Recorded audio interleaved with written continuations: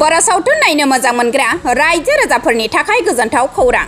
सान्थिपुरनि सावथुन अनसाय कमिटिनि बानजायनायाव नोंथांमोननि गेजेराव फैगासिनो दं आरो नुनो मोनसिगोन फैबाय थानाय 30 सेप्तेम्बर आरो 1 अक्ट'बर खालार खालि मोसा सावथुन आरो जांख्रिथाय थैसाम बर' सावथुनखौ नुनो मोनसिगोन।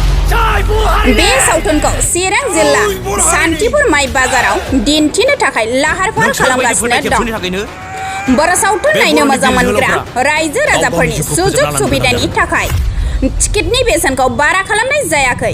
सियाराव 100 रां, हायाव 80 रां खालामना होनाय जादों होनना खौरां बिजोंनि गेजेरजों फोरमायदों सावथुन अनसाय कमिटिया।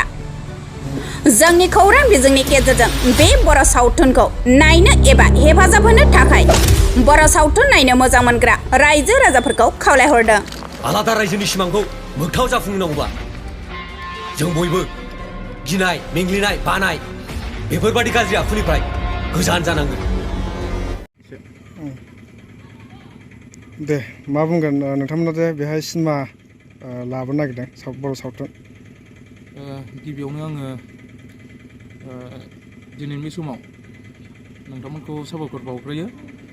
जोंहा फैनो गोनां जानो गोनां दानि बर' सावथुन, जोङो बे बर' सावथुनखौ दानि फैगोन 30 तारिख आरो 1 तारिखआव दिन्थिनो थाखाय आखायाव लादों। बे बर' सावथुननि मुङानो जाहैबाय मोसा। जोङो गिबियावनो मोसा देखायनो थाखाय आखायाव लादों आरो नेक्स्ट श'आव जोंहा दानि जानाखि ट्रेलार होबाय थानाय जांख्रिथायनि थैसोम, जोङो बेखौ लास्ट श'आव दिन्थिनो थाखाय आखायाव लादों।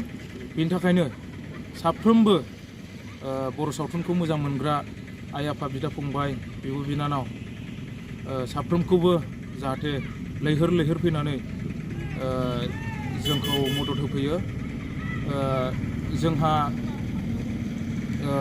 सान्थिपुर माइ बाजार, बे माइ बाजाराव दिन्थिनो आखायाव लादों। दिन्थिनो थाखाय जोङो टिकेटनि बेसेनखौ बारा खालामनाय जायाखै, मात्र सियाराव 100 थाखा आरो हायाव 80 थाखाल'।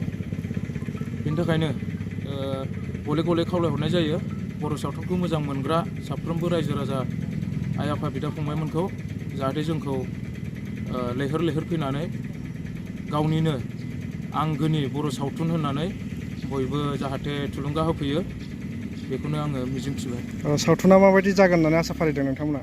सावथुनाथ' ट्रेलाराव होनाय बायदिबा एसे सुपार हिटआनो जागोन। बयबो नुखाबायानो मोसा, आरो जोङो नेक्स्टआव दिन्थिगोन जांख्रिथायनि थैसोम।